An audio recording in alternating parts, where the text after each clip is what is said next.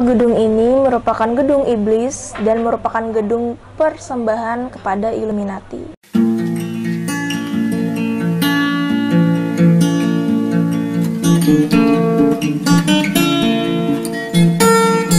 Halo semuanya, balik lagi di channel aku. Jadi hari ini aku mau chat time, cerita time. Oke, sekarang udah namanya ya guys. Jadi kalau cerita horor-horor kayak gini, kita akan ngomongnya chat time gitu. Dan sekarang hashtagnya adalah hashtag horror guys.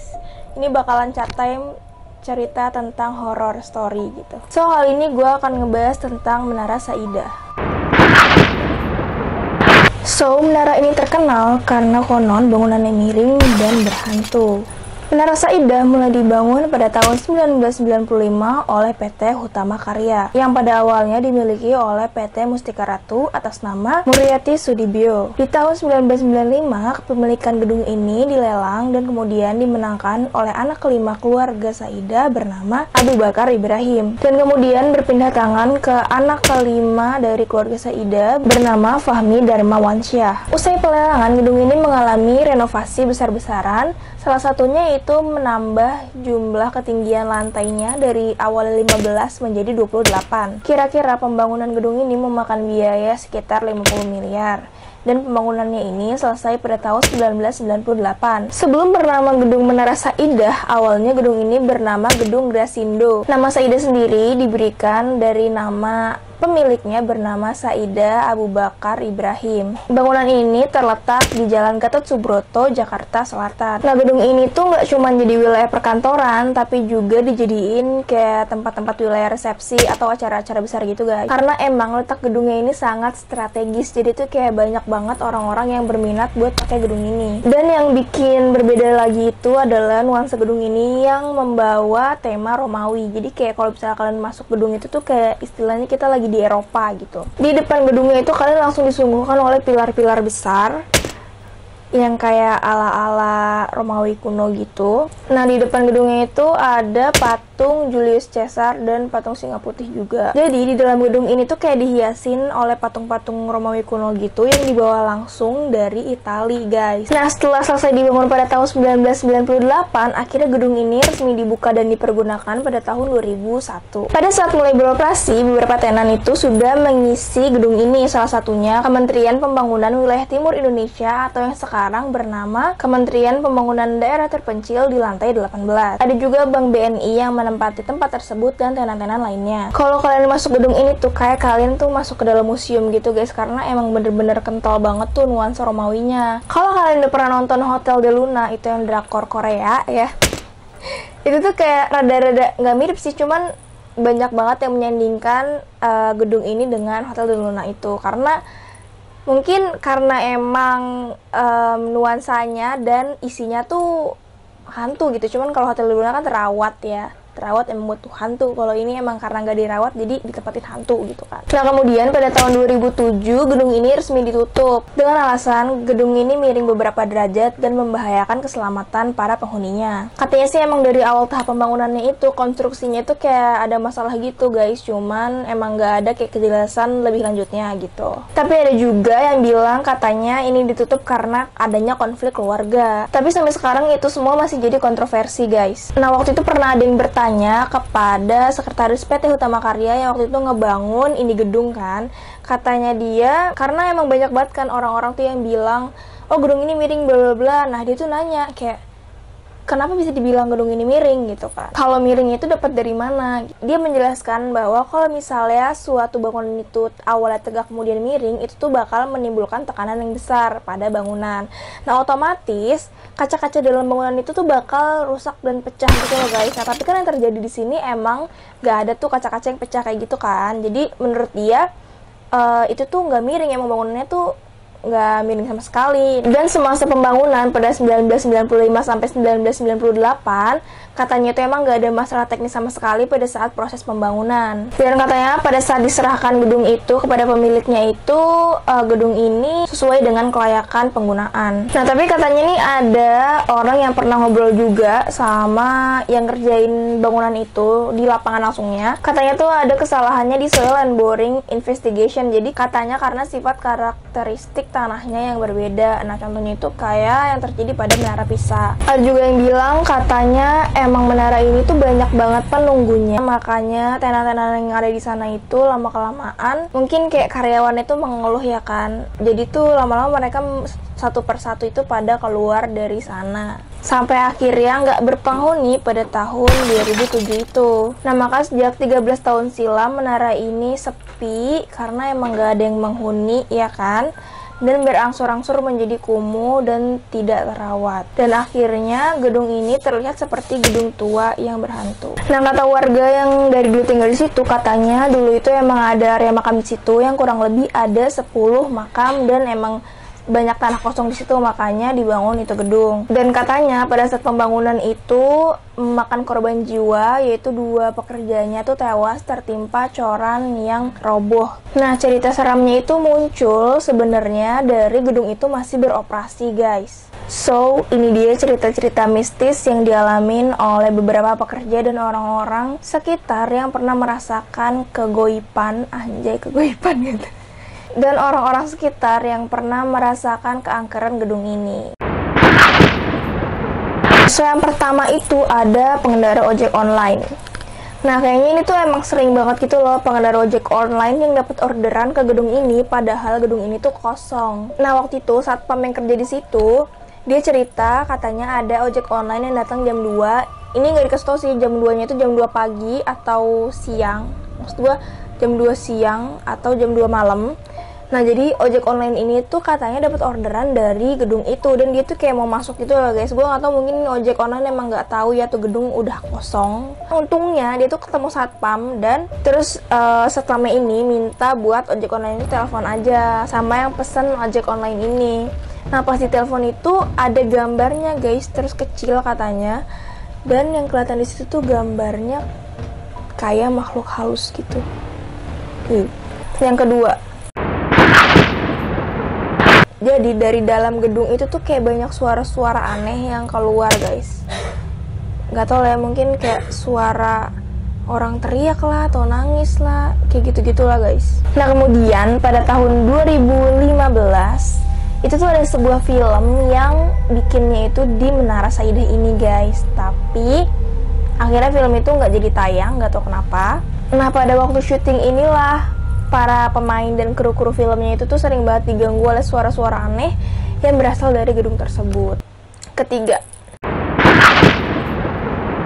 lampu di gedung ini sering banget nyala.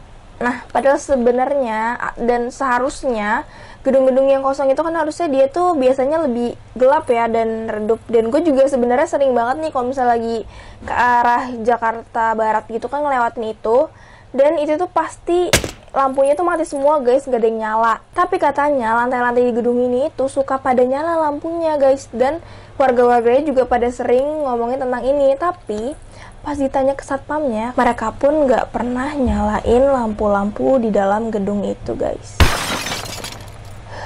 Terus siapa yang nyalain anjay? Nah, bahkan ada nih guys seorang pengendara motor yang emang sengaja dia tuh berhenti di depan menara itu dan ngeliatin tuh, merhatiin tuh gedung dari atas sampai bawah beberapa menit gitu kali ya, beberapa lama. Terus gak lama kemudian itu gedung tuh lampunya nyala di beberapa lantainya. Lala, seru sekali. Keempat, jadi katanya lift di dalam gedung ini tuh rada-rada lama banget gitu loh guys jalannya. Jadi kayak kalau kata orang-orang yang biasanya liftnya itu naiknya lama, itu berarti di lift itu tuh ada penunggunya. Nah, ini terjadi di Menara Saidah. Jadi di liftnya itu tuh kayak karyawan-karyawan yang kerja di situ nih kalau mau naik ke atas tuh lama banget jalannya. Kan orang juga jadi, dia kan kalau perusahaan itu kan mengurangi efektivitas kerjanya para karyawannya kan, dan itu akan menghambat gitu, membuang-buang waktu gitu kan. Nah, jadi mungkin ini juga salah satunya kenapa banyak banget perusahaan atau tenan-tenan tuh yang keluar dari gedung ini guys. Dan lift-lift ini tuh emang sering banget mati gitu loh guys, sering banget rusak. Nah, katanya tuh, gue tahu dari om gue juga, dia tuh pernah kesana dan katanya tuh pas dibenerin itu tuh emang bilangnya sih secara teknis nih ya, kayak harus ada rantai yang diganti gitu, tapi itu nggak pernah diganti mungkin, dan terus terjadi berulang-ulang kayak gitu. So banyak banget kejadian aneh yang terjadi di lift ini guys.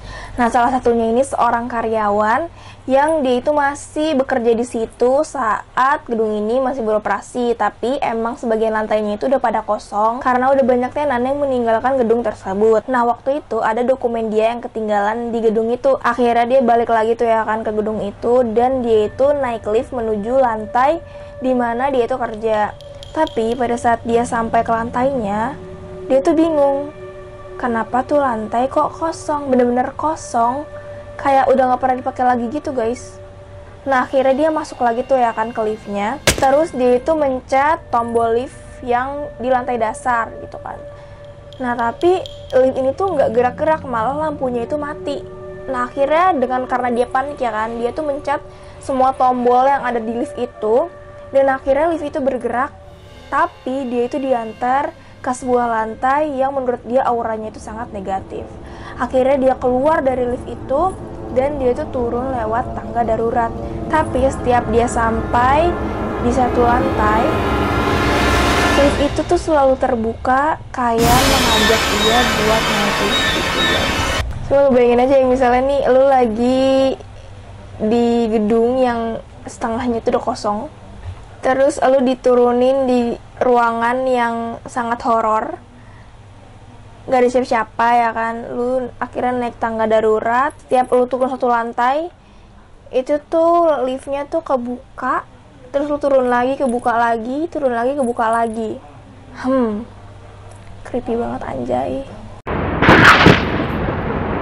Ada cewek-cewek berbaju merah yang sering banget gentayangan di sekitar gedung itu. Jadi ceritanya ini berasal dari petugas keamanan yang bekerja di situ. Katanya tuh mereka sering banget ngeliat ini wanita-wanita berdress merah begitulah ya, yang kalian tahu, as you know gitu, berdress merah, sering banget gentayangan di sekitar gedung itu. Yang keenam, nah gue juga baca beberapa cerita horor orang-orang yang emang kepo dan tertarik dengan dunia perhantuan gitu kan. Mereka tuh kesana dan ngeliat hal-hal aneh yang muncul di sana guys. Dia tuh cerita katanya buat masuk ke dalamnya itu tuh bener-bener susah banget dan berat karena emang banyak banget sih setannya. Kata dia buat kalian yang bilang di sana banyak banget setannya dan di setiap lantai itu ada, kata dia iya, itu betul banget. Karena emang dia lihat sendiri gitu ya kan. Nah karena mereka itu nggak kuat buat masuk, akhirnya dia dan teman-temannya itu cuman keliling di sekitar area luarnya gedung ini aja. Cuma kayak muter ke belakang. Tapi pas ke belakang teman-temannya ini malah lari dan bilang katanya di bawah tuh banyak banget. Ya berarti banyak banget setannya gitu ya kan. Katanya tuh di basementnya itu bau banget, amis, darah. Dan di basementnya itu ada penunggu